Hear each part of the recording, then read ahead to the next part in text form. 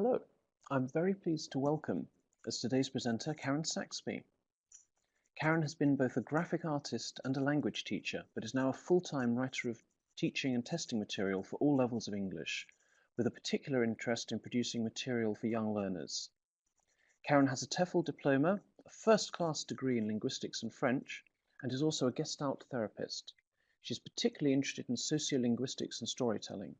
She's produced a wealth of material for younger learners of English, with published works including the Fun for Starters, Movers and Flyers series, the Storyfun for Young Learners series, as well as KET for Schools Trainer. So, over to you. Hello everyone. I so wish I could see your faces. Looking at a computer is very, very different from having lots and lots of folk in the room with me, which would be nicer, but never mind. I've probably got an awful lot to say, so let's jump in. And I hope by the end of the session, you'll have quite a few ideas to take with you back into the classroom. Now, I can see where you are, which is just absolutely amazing all over the world, but you can't see where I am. I actually live in the south of England in a national park, which is called the New Forest.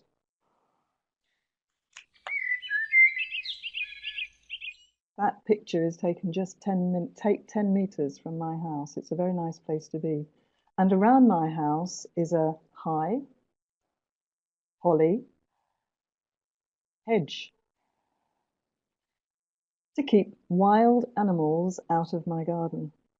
For those of you who've told us that you teach young learners to prepare them for the Young Learners Test, you might also know that holly is the name not only of this plant, but also a girl's name on the Young Learners Flyers word list. So there you go. Perhaps you didn't know it was also the name of the plant. Right, two of the most common wild animals I need to keep out of my garden are not on the word list, the Young Learners word list. Any guesses? Do type in your guesses. Two wild animals that I have to keep out of my garden thanks to my high holly hedge. Badger, fox, no, there's not. Oh, hedgehogs, yes. Right, okay, some correct answers coming in. What's that? It's not a horse. It's a pony. And someone's already said deer. Yes, oh, snakes. I've never seen one, but I know my neighbors have seen snakes. And rabbits. Sorry, the rabbits. They have fun eating all the vegetables, of course. But today, I'm not there. I'm actually in this place, and there's a big clue, of course, on the picture. Where am I? Cambridge. That's right. Okay. Right. Well, we're going to be talking about motivating young learners today. So what I'd like to do is rethink why we learn languages. Because if we do that, it'll help us to find ways to motivate young learners more, because learners would have been very motivated indeed to learn their first language, wouldn't they? And you might like to think about organising an evening with parents so you could share any information about the issues that we're going to be looking at this afternoon, so that you could share those ideas with them. It would just be great if you could inspire them to help your learners more at home too. So we're going to rethink why we learn languages, and then consider how we might actually address some of the problems that our young learners might have in order to further motivate them during their English language learning their English language learning experience. Okay, well, I think many parents and an awful lot of teachers who are under pressure often think of language learning as words and grammatical structures, but I'd like us all to challenge that view of language learning for a moment, because that, to me, sounds a little bit like maths, where we add or subtract different numbers or use numbers within certain formulae to get the answer we need. It's not maths. It's not that simple, is it? So what's it for? It's for saying what we think what we need, what we like, what we don't like. It's for talking about our personality and individuality. We choose the words. We show with our words our personality and how we're different from other people. It's for reading and learning about our world, of course. It's for listening to other people and answering them, responding to what they're saying. It's for connecting with people near to us. I'm here in the room with Alistair, and perhaps people on the other side of the world. So I'm going to say a quick hello to Cecilia in Santiago, Chile. Hello, Cecilia. To Hannah in the Czech Republic. To Janet in Mexico. To Tatiana in Siberia. Welcome, welcome. I'm using my language to connect with you. So, why learn a language? Of course, we learn a language, both a first language and a second language, to pass exams, to gain a sense of, I can do this, to gain qualifications, perhaps to get more choice if we are selecting the job that we want. But also, we learn a language to develop the confidence to say who we are, what we believe in, what our dreams are, and also to communicate all of our thoughts to wherever we are, to the communities, to the groups in which we find ourselves, and so to be present in those communities. Do you kind of get that? Does that make sense? If we don't use language, we can't actually say, hello, I'm here and I'm in your group. And I can see people are still joining, which is just great. So language is our most important social tool.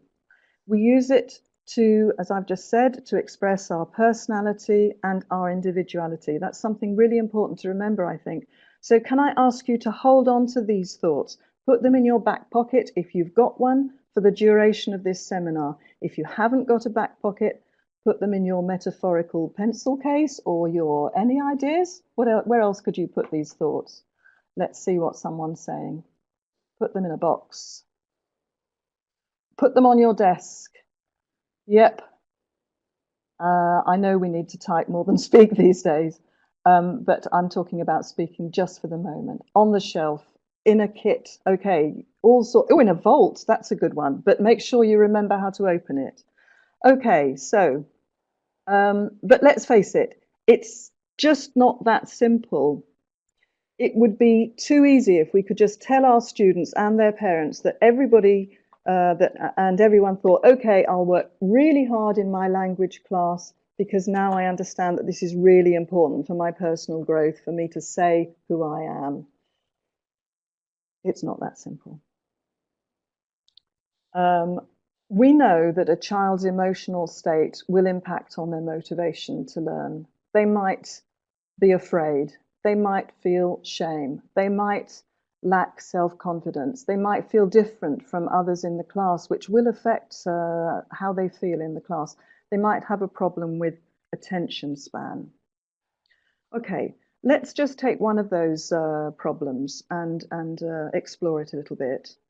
So here's someone who's creeping in very, very slowly because she's shy. She's a little afraid and she lacks self-confidence. Okay, mistakes. If you can make sure that children see mistakes as opportunities to learn something new and not something shameful, that would just be the most amazing thing. If you could make sure that learners understand what they're being asked to do, very often learners are afraid because they think that everybody else around them understands what they're supposed to be doing, but they don't know. So a checking something or other that you can do to check that everybody has understood is always a very, very useful thing to do. Keep most activities success orientated. By that I mean most of the time, most of the children in your classes will be able to do what it is that you want them to do.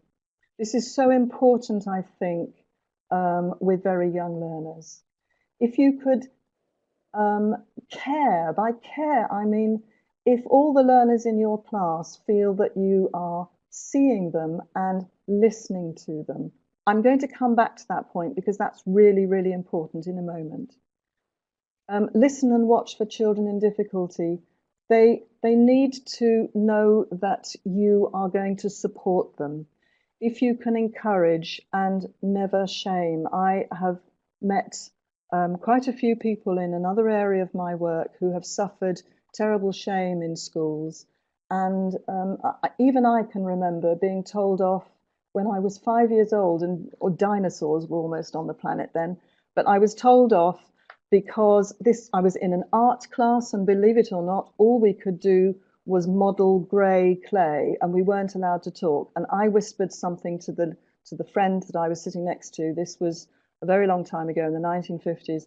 And the teacher hauled me to the front of the class and said, "This is Miss Dowling," that was my name then. "She thinks she's a teacher because she's making up the rules." I have never, ever forgotten it. And of course, in her class, I never wanted to say anything ever again. Tell the class in advance what they're going to do. This is incredibly important, especially for children who perhaps are fearful, as I've mentioned before, or children perhaps who are on the Asperger's syndrome spectrum. Some children can become very, very anxious if there is a sudden change of direction in class. So it's a good idea to say, okay, in 1 minute, we're going to stop this and we're going to do this. Appear relaxed yourself. That's so important, isn't it? If you're having a bad day, you've still got to put on that smiley face and appear relaxed yourself. Children are amazing at mimicking your vibe. So if you're relaxed, the children in your class are very much more likely to be relaxed too. Remember that the children need to trust in your support. Hugely important. And we're going to talk in a minute about the difference between instruction and education. Okay, what about difference? We all have a natural tendency to measure ourselves against others, and that also is something that can be terribly demotivating. Remember, we're talking about making people feel good. If someone feels they are worse than somebody else, they're not as good as somebody else, they may well just want to be quiet and put their heads down at the back of the class. So make sure children understand that everybody's different. We're going to do an activity later on to show children how you can show children that being different is normal and perfectly okay. I'm borderline dyslexic. And that gives me difficulty with spelling, but my mental arithmetic is really, really good. I can't remember a tune. I have no way in my head of remembering a tune. But if you ask me to look at 3 different blues and then to reproduce those 3 different blues 20 minutes later, I'll probably be able to do that. We're all different. If you're playing classroom games, praise both the winners and the losers. Say well done to the winners and give them perhaps an extra task to do while the others complete the task, for example. So everyone feels they have finished the task.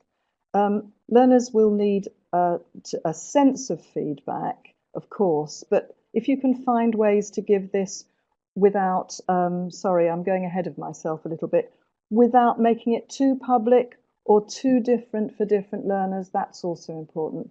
Spot special talents in learners that are lesser able in your class so that they feel, wow, I'm good at this. I might not be good at that, as I've just mentioned about myself.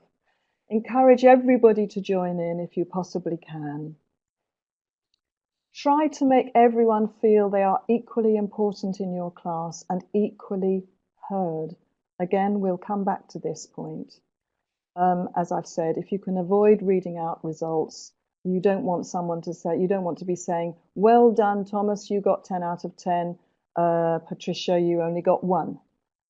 Poor Patricia. You can imagine just for a moment how Patricia feels if she's heard that in front of everybody else in class. And perhaps rethink the way you mark homework, or if you can't do that, the words that you write on the homework. And make sure, this is a funny one, make sure learners sometimes see you make small mistakes and ask for their help. That wasn't difficult for me when I was first a teacher, because my dyslexia on the board, sometimes I can remember spelling before. Now, you see, now that I'm thinking about it, I cannot remember if there is an E on the end of before. I'm sure there is. But I remember writing on the board BEFOR, and this was a class of adults who said, Karen, that's wrong. And I looked at it and said, no, it's not.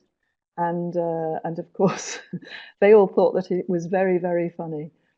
If you're not comfortable with the idea of making small mistakes, or perhaps you never, ever, ever make mistakes, perhaps you could tell learners about the mistakes that you used to make when you were learning English, things that you found difficult.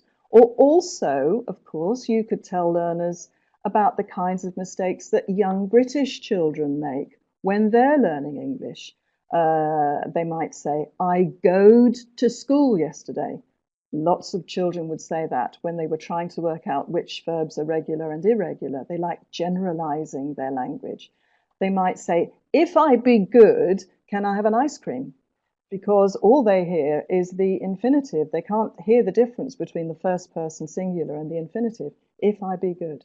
I wented. There are lots and lots of mistakes that double negatives often come. Let me just think of one quickly. In the playground, I never have no one nowhere to play with, mummy.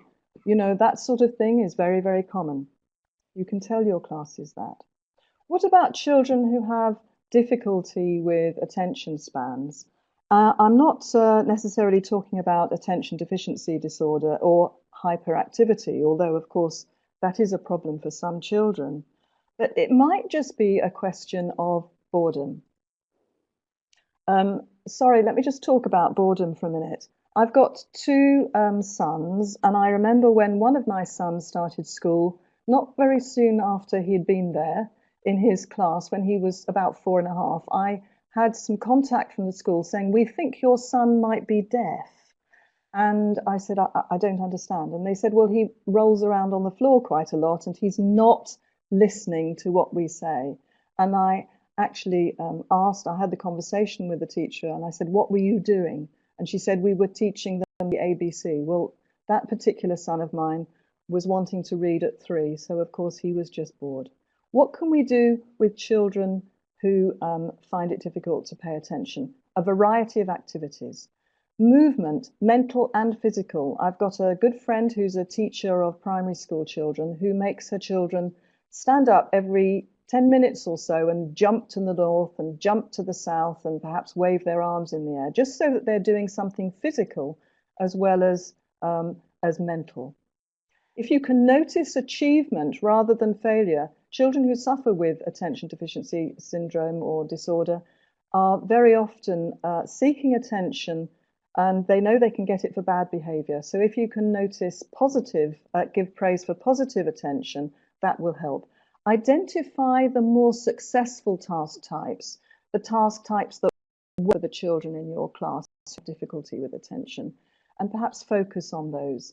Be sensitive with regards to your teaching style. Children, as you know, I'm sure, react quite differently to different teaching styles. I'm a very sort of visual, kinesthetic learner. I wonder what you are. And perhaps one of the reasons why I can't remember music is because I'm not very good if I'm listening to an aural input through my ears. Something you can do just to find out what your own prime learning style is, if you're interested, is imagine that you're on a beach and think of the first experience that you have of being on a beach. I'm wondering if anybody would like to type in what they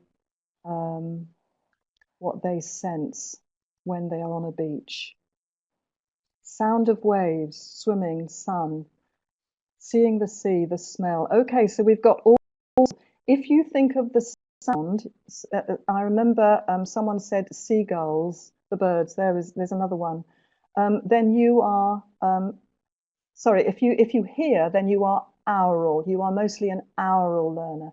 If you're thinking about the colours or looking at something, you are a visual learner primarily. And if you sort of are feeling the sand between your toes or the sun on your back, you're a kinesthetic learner. It might be interesting for you to do that little activity with your learners in class. You want fun and interesting tasks. You want willing engagement for these children who find it difficult to sit still. Contribution opportunities for everybody and reward systems to build confidence. So anything that you can do, if you have any ideas about reward systems, that would be interesting as well. So that's more to put in your pocket. Okay, now let's look at our role in the classroom. This too, of course, hugely impacts on a child's emotional state. I'm sure you'll remember scary teachers and kind teachers when you were at school. Sometimes we say you might not always remember what you learnt at school, but you'll remember how you felt about the teacher. There are 4 essential roles. Teachers usually focus, due to time constraints, I'm sure you'll agree with this, on giving information and giving direction. But there are 2 other equally important roles: caring for the student as an individual and giving that individual student the courage and confidence to do the work, whether that be them just having the courage to join in a chorus chant or something much more, perhaps helping you to tell a story, answer a question, or doing a grammar exercise on their own. We could call giving information and telling students what to do or how to do something instruction. But is that the same as education? Those of you who speak a Latin language will know that educo is more to do with leading out. It's to do with recognizing talents and encouraging further development or recognizing difficulties and helping the child to learn how he or she might resolve those difficulties on her own or his own. So leading a learner to their full potential from childhood dependence towards mature independence, if you like. To educate a child is that. To lead a childhood towards mature independence. And to do that, we need to cover all 4 roles on your own or with a parent's help. Education is not only instructing, I'm just going to say this again, but also care and courage giving, if you like. Parents only have one child to focus on, so their input can be really, really important too. Even if they don't have fantastic competence, they'll know what uniquely interests their child and the best way to engage their child's interest. And of course, time together will be more flexible, and they don't have to cover any particular area of vocab or grammar. They can choose what to do. It might just be colouring a picture and talking about it. Okay, another important consideration is our learners' extrinsic or intrinsic motivation. Of course, that will impact on their willingness too. We know from studies, I'm just going to do a little graphic here. We know from studies that the carrot, of course, is symbolic for the donkey. We can give a donkey a carrot to make it move. That's extrinsic motivation coming from the outside. But if that donkey really wants to move from its heart, it will move probably for longer and more happily. I'd like to think that donkeys have got smiles on their faces if they are intrinsically motivated. This little girl, I've just given her a balloon. To trigger intrinsic motivation, and this too is so important, we know that children work harder if they are intrinsically motivated. If they feel it in their hearts, the learning experience must be meaningful, fun, varied, engaging, interesting, and should allow for them to have some personal choice over direction and have some opportunities for expression. Of course, children will want to learn if they have extrinsic motivation too. If their teacher is saying, that's very, very good, and you'll pass the exam if you do this well, I could see that about 50% of you are actually preparing children for the Young Learners test. Or if parents are saying, you know, if you pass the test, I'll buy you a new bicycle. Well, all of that is wonderful. That's extrinsic motivation, but it's the intrinsic motivation that will always work the best. Okay, so just let's summarize that particular series of slides. If you can find ways to make your lessons fun, if you can use meaningful content, content that is appropriate for your child with regards age and the sort of things they are interested in, if you can model your own enthusiasm, if you can encourage inclusion, you know, making everybody feel that they are they're worthy, that they are within a group and everybody is working with them. That's terribly important. If you can introduce surprise elements in class, if you can provide opportunities for creative work, and I want to talk a little bit more about creative thinking in a little while, and give learners plenty of opportunities for personalization tasks, then you're on a road to success. You really are. And obviously, when we are putting together testing material or teaching material, we'll be thinking very hard about making the content in our material to reflect all these important things. Of course, you know, we even used the word fun, didn't we, in the titles of our books. Okay, so there's the theory. How can we do that? I really like this picture. By the way, all of the pictures, or most of the pictures, the vast majority of the pictures that you're going to see next will come from the Fun for books or the Storyfun books for starters, movers, and flyers. Here we go. Well, I don't know if we're not going to leap on mountain lions, but let's see what we can do next. So we need, if you remember the word meaningful, as I said, we need to make the content of our classes, the texts, if you like, appropriate for their ages and their topic, and of course, the level of language. This is from a story about a monster under the bed. Can you see the two little eyes under the bed? I think, well, I know that I had a monster under my bed when I was a child. I imagine that most of you thought there might be a monster under your bed. So this is something that children will understand. And in this part of the story, the little girl is saying, I run and jump in my bed very quickly and close my eyes and count to 100. Grandma told me to do that. Counting helps you to go to sleep, she says. When you're counting to 100, you don't think about monsters. Of course, there's another expression, isn't there, about counting sheep. Again, meaningful. Children love being at parties. They love going to parties. They like music, they like dancing, they like eating, they like getting presents, they like popping balloons, they might like playing basketball, they might like playing with a video camera. So in this particular task, which comes from Fun For, the children are, they hear something, they have to listen and decide who is who and write the names and then write yes, no answers for the picture. They'll like that picture, and I'll talk in a little while about what else you can do with pictures. We can find ways to make the experience fun. That was another important word. We can do this by varying the teaching approach. So we don't always ask learners to write words, but also to listen and draw lines. Here, of course, they're mapping a bike race. You can see the finish line. I actually used the word Toowoomba Lake here because Toowoomba is a place in Australia that I visited, and I've got very, very good friends who live there. But also to colour pictures and, of course, you know, solve puzzles. Here's a nice puzzle with the words going back to front. And, you know, to complete a definition task, but the S comes into each word and forms the back of the snake.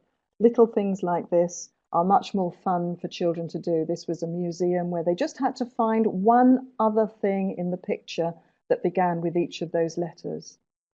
So I'm just trying to find a bee thing. Anybody see what the bee is? Book and what can you see beginning with B? Can you see a bat? I can't see a bat. You must have better eyes than I've got. Oh, bag, yes. Butterfly, yes. Bookcase? It could be a bookcase, but I think all of those and bag, yes. Well done. Thank you very much. Variation is key, I think, for learners whose attention spans are short in particular. And of course, there's lots of lovely online material now for learners to work with. Tongue twisters, can I say this? I don't know. My throat is very dry, so I'm going to try. Charlie the chicken is in Kim's kitchen. Charlie's eating the chips that Kim cooked. Quick, catch, Charlie. That's quite difficult. I didn't say it very quickly, did I? I'll try better next time. Creativity. Wow. Now, for me, this is really, really, really important. We can make sure there's room in our work for creative input. So something I suggest is to use any picture from any book to ask learners to tell you more about what's going on, to create a mini story, if you like, to imagine a situation. They might find this a little difficult at first, but if they understand that everybody will imagine a picture a bit differently, and that it's okay to say something different, to make mistakes, they'll become braver and they'll begin to enjoy this kind of activity a lot. I think it's so incredibly important. Very, very sadly, children very often, I don't know if this is your experience too, when they come to school when they're 5 years old, they are full of creativity. They love drawing pictures. They love listening to stories. They love making up stories. They love talking to imaginary friends. They are very, very creative. But by the time they're 11 or 12, very often the creativity seems to have been eroded out of them. And I think this is because as children become more self-aware, they become more critical. They start measuring themselves against each other and they think, oh, that person can draw better than I can, so I don't want to draw anymore. And this is such a shame. If you can bring creativity into your classes throughout their primary experience, they will hold on to that creativity. And creativity is incredibly important and going to be even more important, I think, in future times, because we're moving into an era where so much of our adult experience of life is going to be automated with computers and more computers and more computers and robots and more robots. Creative thinking, innovation is going to be so important in our future lives. So that's also something that we want to keep developing. We want to keep alive in our young learners. Any of these pictures could have been used for the activity that I just suggested.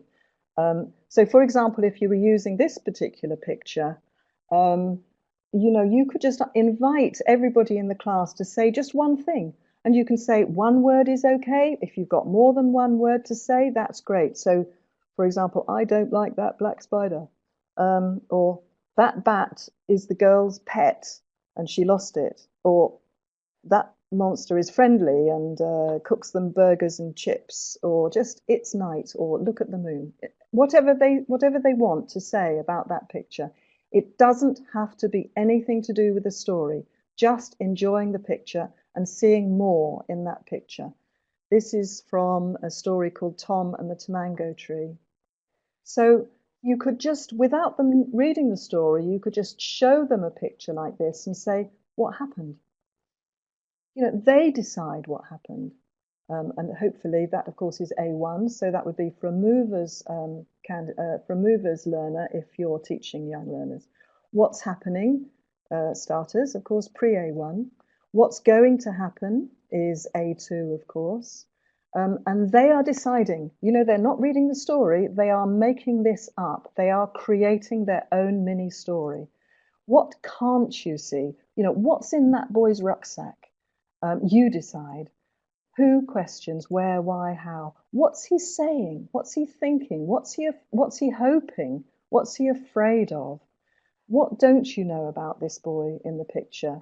You decide what do you know, in other words. Really, what do you, only you know? Perhaps you know his age. Perhaps he's 11 3/4. Perhaps it's his birthday tomorrow and he's only 6. You decide. Give the opportunity to the learner to decide. They love puzzles. Yes, somebody mentioned that earlier. Odd one out puzzles. Great fun. So using pictures. Who's doing what? Where? How many? What colour? You can use pictures for anything, for any revision purposes you want. Speaking or writing, of course. How are 2 pictures different? Which 10 things would you like to label? You choose.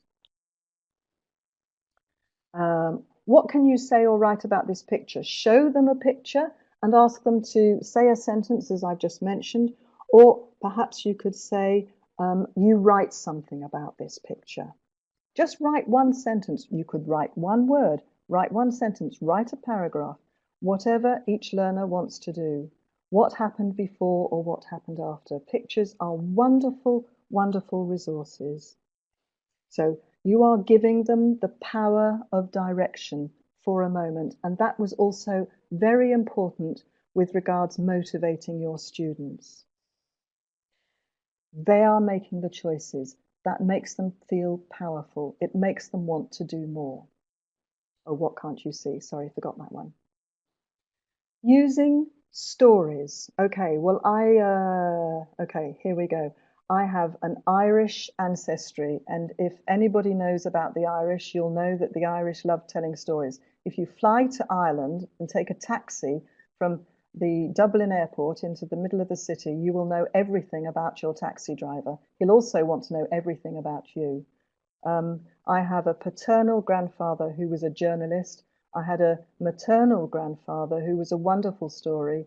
I can still remember my mother at the end of a very tired day, looking incredibly tired on the end of the bed, telling us 3 girls, I have 2 sisters, a story, and she'd either read it or she'd made it up.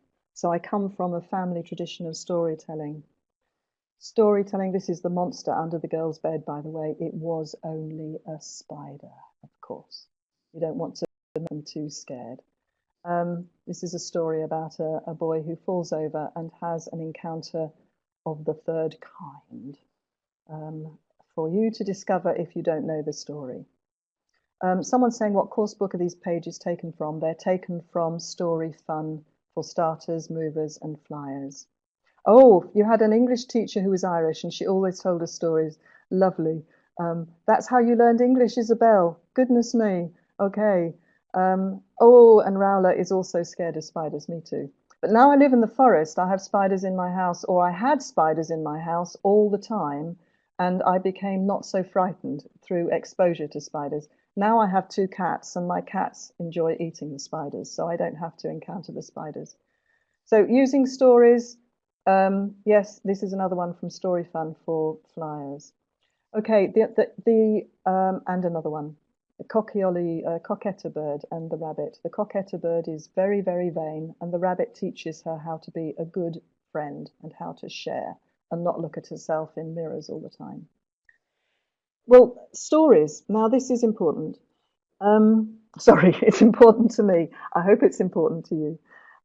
Using stories, that the weird thing about stories is that the brain processes the experience of reading or listening to a story in a very different way from the way it processes just learning a list of words or learning different grammar formulae. The language becomes much more meaningful and much more memorable. And that's because I'm sure you know you've picked up a good book and you can't put it down. Stories motivates the reader to read more. And the characters kind of become alive, don't they? You relate to someone in the story. You might automatically begin to really, really like one character in the story and perhaps really not like another one. And if we were looking at the psychology of this, I'd start talking about archetypes, but that's a different webinar, I'm afraid. The reader feels part of the story because the story is the focus. We sort of forget about the outside world. We just focus on the story. And when I say story, I mean Watching films, of course, as well, because you're so focused. Yeah, Flavio, my kids love it when they get to tell the story, not me. Absolutely. The story um, really kind of captures us. We are in the story with it. It interests us, it excites us, perhaps it scares us, it amuses us, it creates an emotional response. I'm sure you have laughed out loud when you have seen a film or read a book, and also cried at the end of a film or at the end of a book. Um, and interestingly, we think that video games are as compelling and addictive as they are because they satisfy a child's love of story. In a video game, they are constantly making their own choices, aren't they? They're constantly developing a journey, perhaps, or surviving an adventure. Their skills and choices kind of decide the outcome. Children love changing the ends of stories, and this is also something I have advocated in story texts, in Storyfun, for example. So, what was your favourite story or film as a child? Can you remember any of the most important lines, perhaps? But just give me a title if you can. I loved, absolutely loved, the C.S. Lewis books, The Lion, the Witch, and the Warlock. Yeah, Peter Rabbit, Cinderella, Little Women. I loved Little Women, Lindsay. Absolutely loved Little Women. The Three Bears, yes, Goldilocks. Um, Anything about a princess? Okay, Dominica, do you have a pink dress in your wardrobe? Winnie the Pooh, what a fabulous story. I love the Pooh stories. Tom Sawyer, yes, I actually called my son, before your name disappears off my screen, Shabnam, I called my son Tom because I loved the story Tom Sawyer so much. Yeah, The Very Hungry Caterpillar. That aren't the illustrations beautiful in that, Lorraine? Ralph Fox, Peter Moore, Peter Rabbit, the famous five. I loved Enid Blyton as a child too, Tanyim. Yep, okay, and fairy tales, me too. We remember them, don't we? And because we remember them, we remember, oh, Charles Dickens, Juliana, very, very good. We remembered them because they were stories. Okay. Oh, I could talk about this all day long, but I've got to carry on. Sorry. Personalization. We mentioned earlier that language allows us to express our personality. So we must remember that if children have an opportunity for personalization, they'll be happy. Language learning for me is a little bit like collecting bricks. You know, you teach them different words and they're all different colors and shapes. And we sort of teach them, this is metaphorical, of course, we sort of teach them how to attach one brick to another.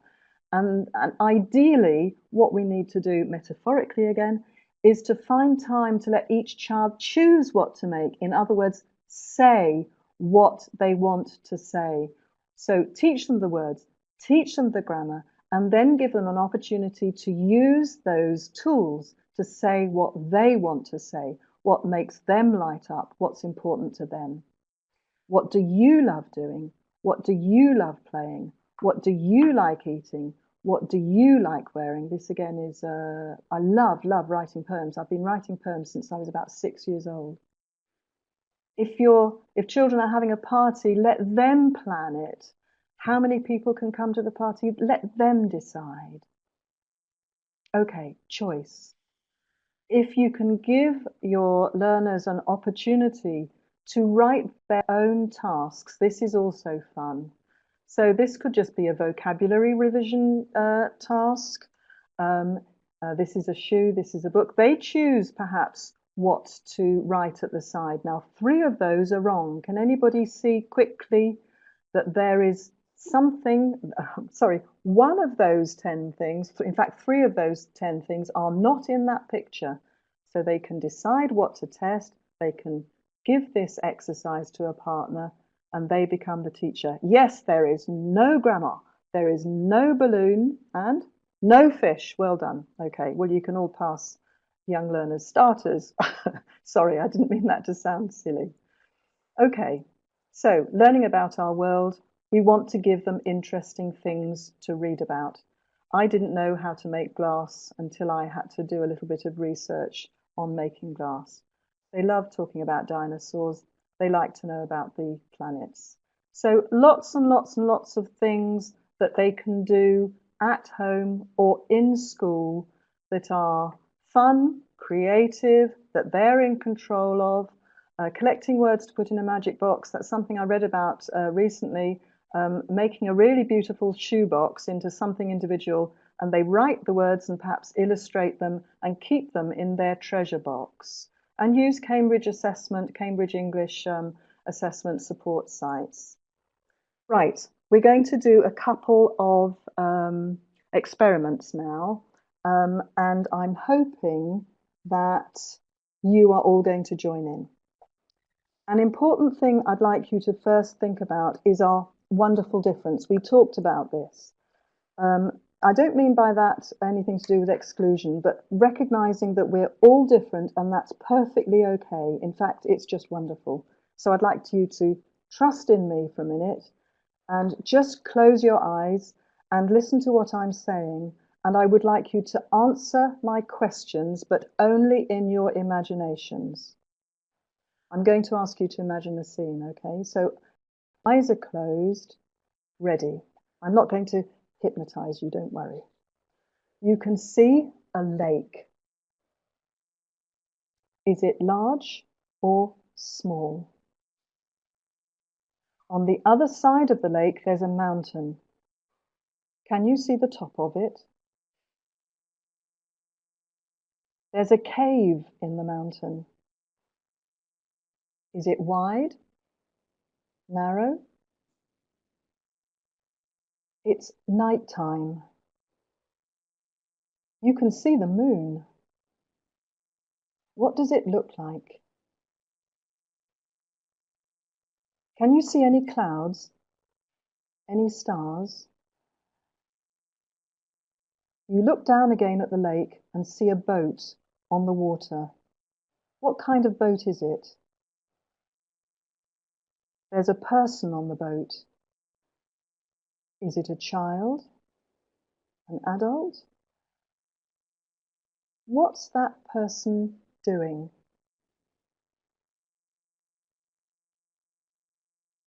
Okay, open your eyes. Oh, closed eye. Open your eyes.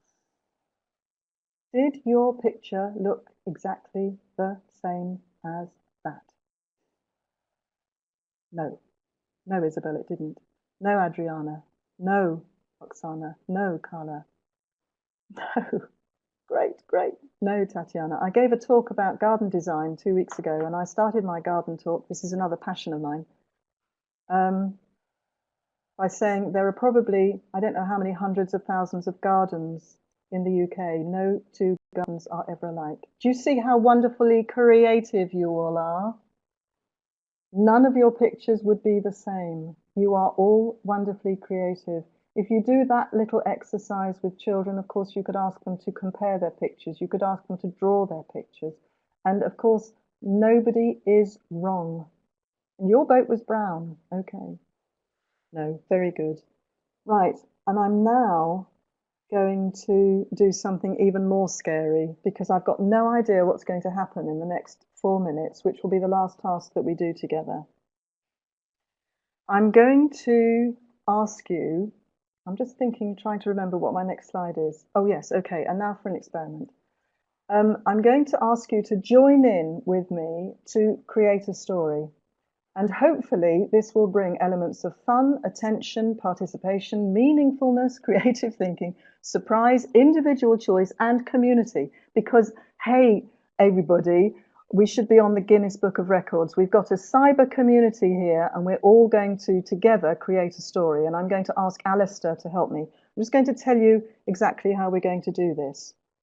I'm going to start telling a story, and I'm going to stop, and I'm going to ask you to come up to choose the word which comes next. It should be very clear what the word that comes next what sort of thing it should be.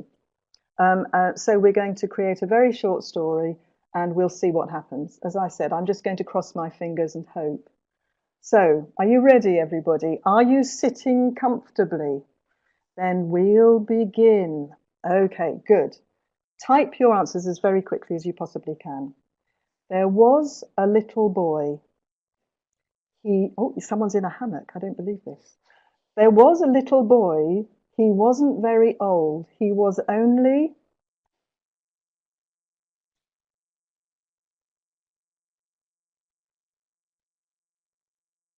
Okay, Alistair's mic's gone, so I'm going to say it for the moment. He was only 5. Thank you very much. He liked his name. It wasn't the same as his father's or his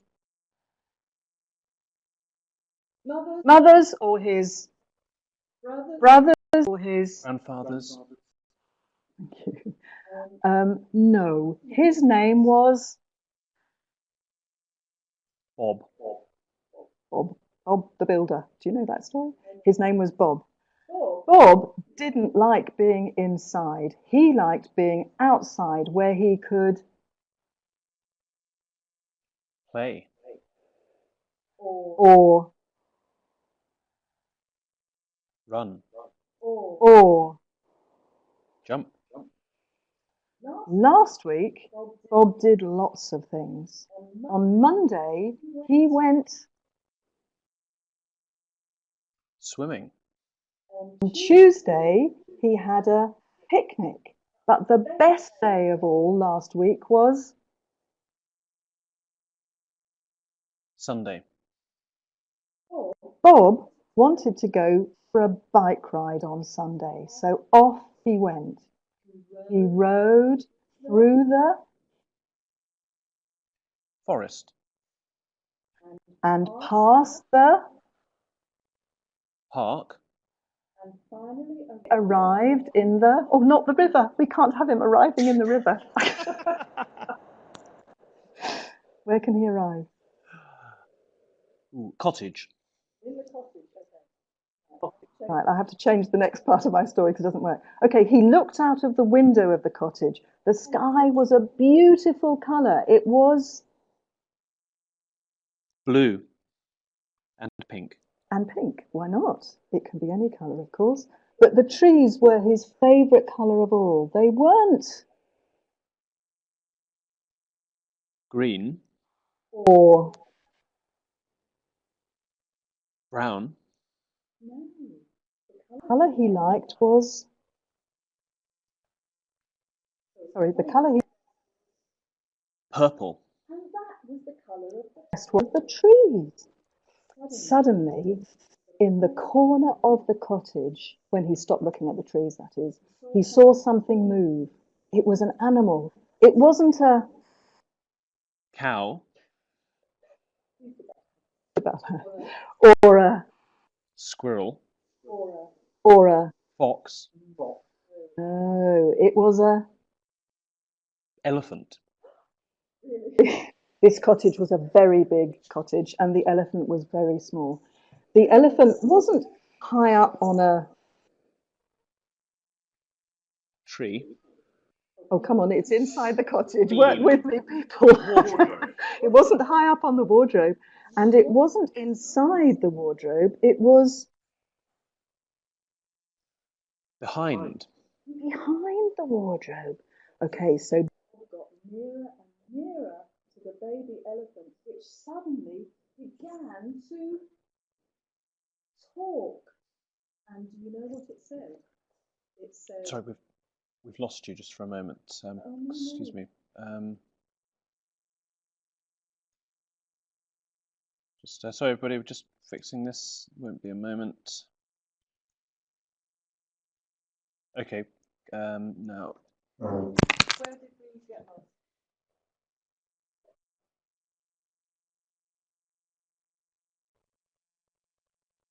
Okay, I'm just wondering where we got lost. We lost the sound for a minute.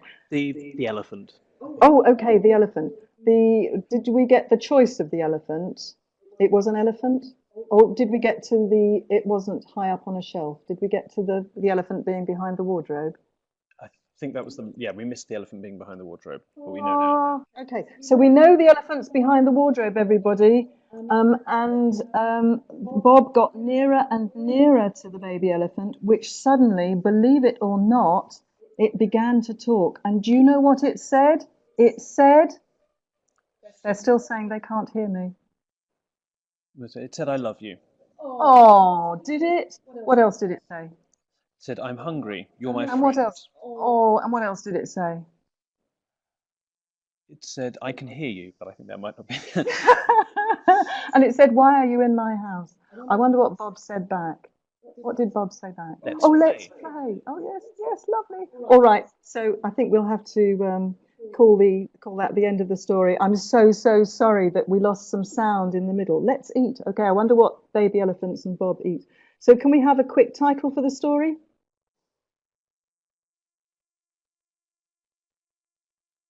Let's have a quick title. Bob and the elephant. Bob and the elephant. The Talking happy day. elephant. My best friend. People are still saying no sound at all, some people. The cottage elephant, I really like that. Bob and the baby elephant.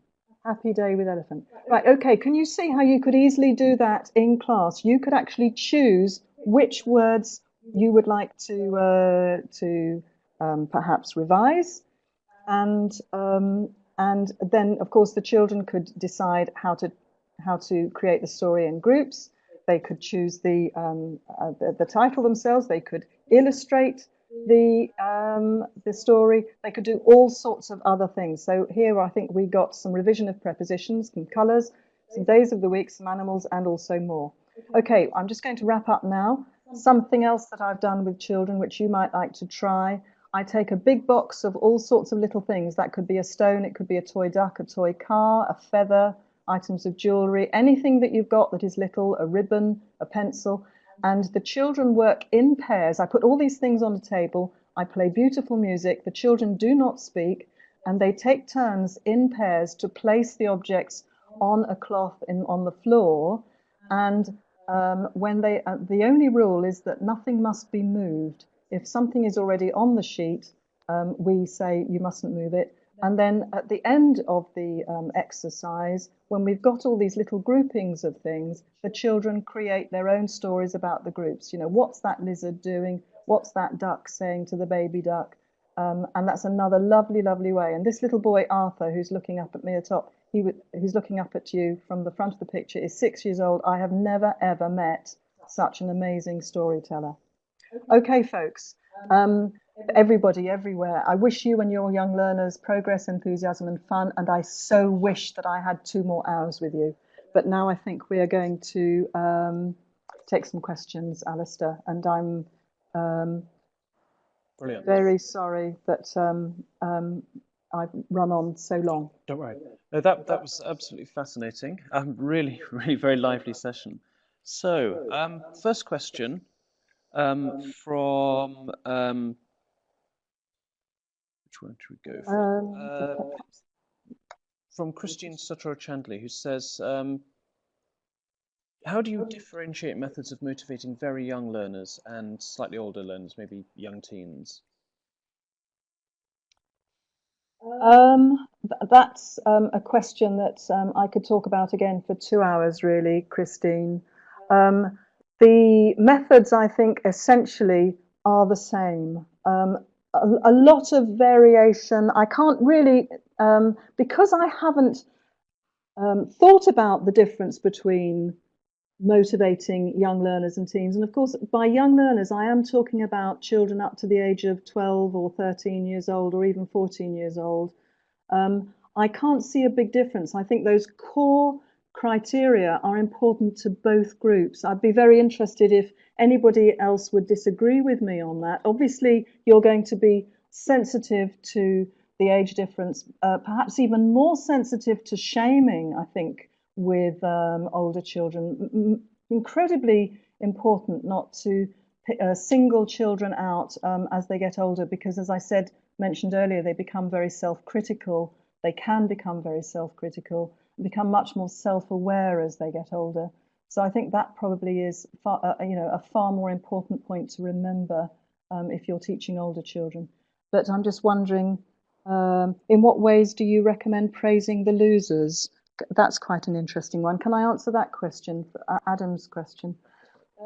I think, Adam, it's just a question of very simply saying, you know, you did really, really well, and but being sincere, Adam, in the same moment, because children are very good at seeing through you if they think you're just saying something for effect. I'm sure you'd agree with me with that. You need to find something to congratulate them on, even if it's just a question that their handwriting is wonderful. Find something, find their special talent, make sure that something they do is worth a praise. Does that sort of answer that? Okay, thanks. Got a question from Lorraine Scion, who says, we follow a high scope program where praise is a no-no, so we have to make a statement instead of the praising children. And obviously the children don't really understand why we're not clapping. Do you have any suggestions about what we can do, please? Children don't understand why we're not clapping. Okay, that's an interesting one. So, sorry, just let me recap that. You are encouraged not to praise. Was that correct? Because I can't see that question. So, what can you do if you can't praise? You can smile. You can look happy. I think that's just such an interesting one. Goodness me, I think if I couldn't praise, I would find that very difficult. Let me just see if I can quickly think of an answer. Anybody else? If anybody else can come in with answers, if you can't actually say well done, I would worry about that being rather demotivating. I'm just trying to put myself into a classroom situation where I can't praise. Are you saying that you can't praise individuals? Can you praise the whole group at least? Perhaps that's it. Put your thumb up, someone's saying. Smiling is fine. Praise for something, praise for anything. Say okay with a smile. Yes, of course. And of course, when we're doing the speaking test, we can't say very good or whatever to our candidates. We just smile and say okay. I'm sorry, Lorraine, I don't know about high scope. I wish I did. And perhaps that's something that you could contact me about, because, or I will actually look up on Google, because I'm very interested in the idea of not praising. Okay, thanks. Got a question from Fidel Helfer, who asks about working with multi-level classes and how do you engage the students who actually have greater knowledge than the others, and so perhaps might find the activities more easily achievable. Yeah, this is an interesting one, isn't it? And I think we've all been in this sort of situation. I personally used to take in about 12 students for total immersion courses. And of course, you're bound to have different levels. And of course, if you're also teaching a multilingual group, you'll have different areas of levels of difficulty with regards the difference between L1 and English as well. So everybody is likely to be on a different scale.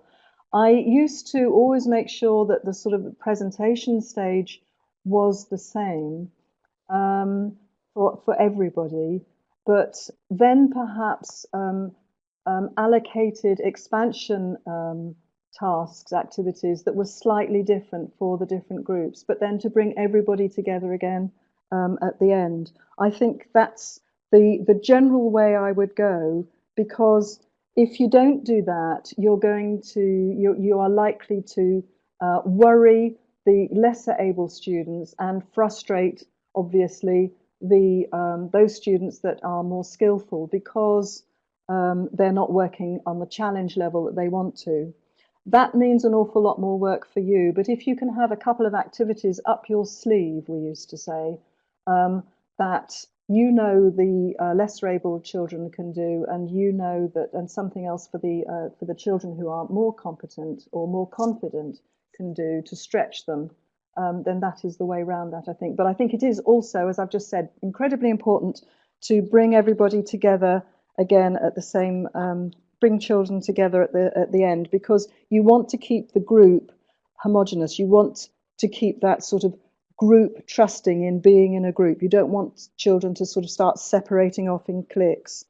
And also that's important, I think, for pair work. You know, there are two ways of thinking about this. Do you pair a child with someone who is at the same level or at a different level? I think the best way is to sometimes work with each. Communication might be difficult for each if you obviously always pair the strong learner with a very weak learner. But something that I used to do was just, without looking too obvious, go round the class and identify a child as apple, butterfly, or cake, and then get all the apples to work together, all the butterflies to work together, all the cakes to work together, to make sure that you vary groupings over time, as I said just before, to keep the class unity, the sense of inclusion within the class. It is a difficult one, and I absolutely understand that. I think it's extra work, I'm afraid. In the course books that I have written, we do always recommend expansion exercises, so you would find things like that in teachers' books. Very much, Karen. I'm afraid that's all we've got time for Oh today, no, everyone. no, oh. But thank you, Karen, for a really interesting, very engaging webinar. Don't forget, everyone, that we'll be announcing some more webinars for April very soon. So do visit our events page and follow our Twitter and Facebook accounts to find out more about what we've got coming up for you. Of course, if you've missed any of the webinar, we'll be sharing it on our YouTube channel and on our blog by the end of this week. And you can keep up with all of our news on our Facebook page and on Twitter. So thank you very much for attending and for being so engaged yourselves. And particularly, thank you so much, Karen, for a really engaging, progressive, enthusiastic and fun webinar. Thank you very much. You'll have understood that my inner child is very much on the surface of me. You can look at that picture. I'm going to be 64 almost next week. I'm still feeling like 8 years old inside.